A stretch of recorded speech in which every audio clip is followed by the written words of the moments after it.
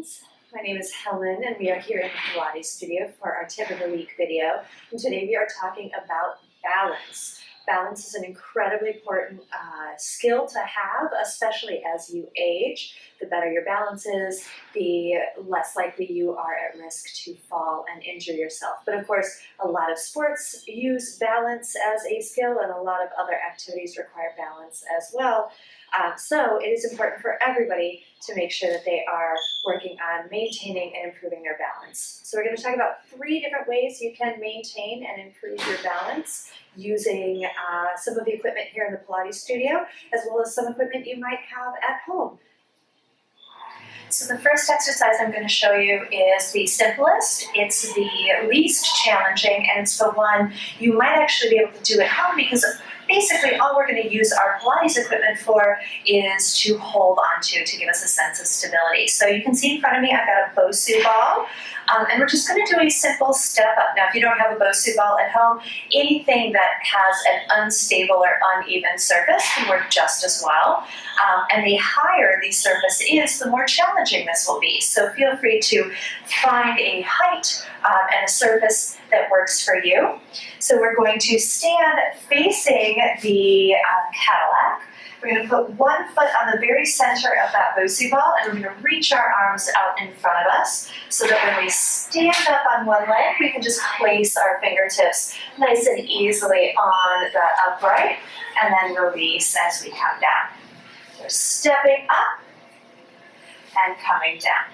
And of course, if you want to situate yourself so that you can hold on to the upright, you might be able to use a door frame or a countertop or something like that instead of a Cadillac.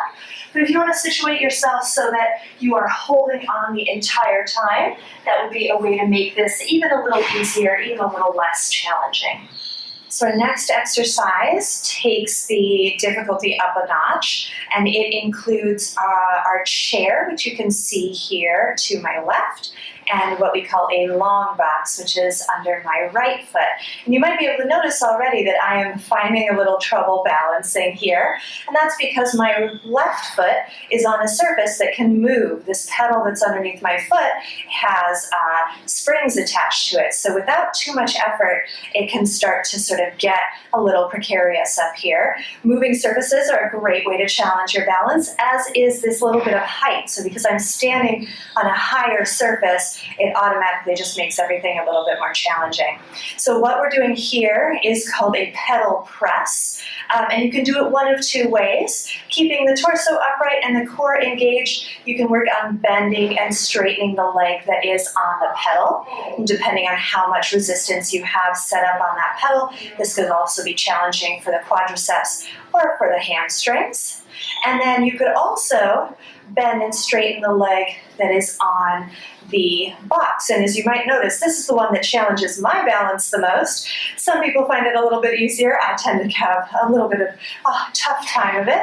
But you, because you are on an unstable surface, are again challenging your balance, strengthening your hips and glutes as well.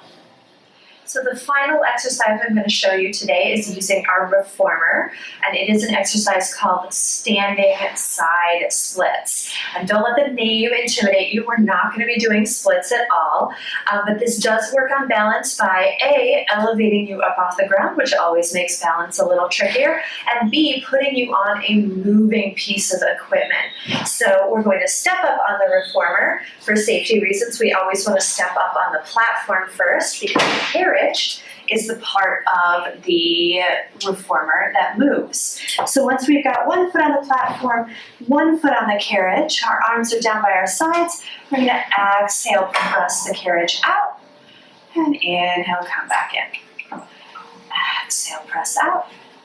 Inhale, come back in. Try to maintain an upright torso as we move, and depending on how much resistance you have on the reformer at any given time, you could be working your outer hips or your inner thighs, as well, of course, as challenging your balance.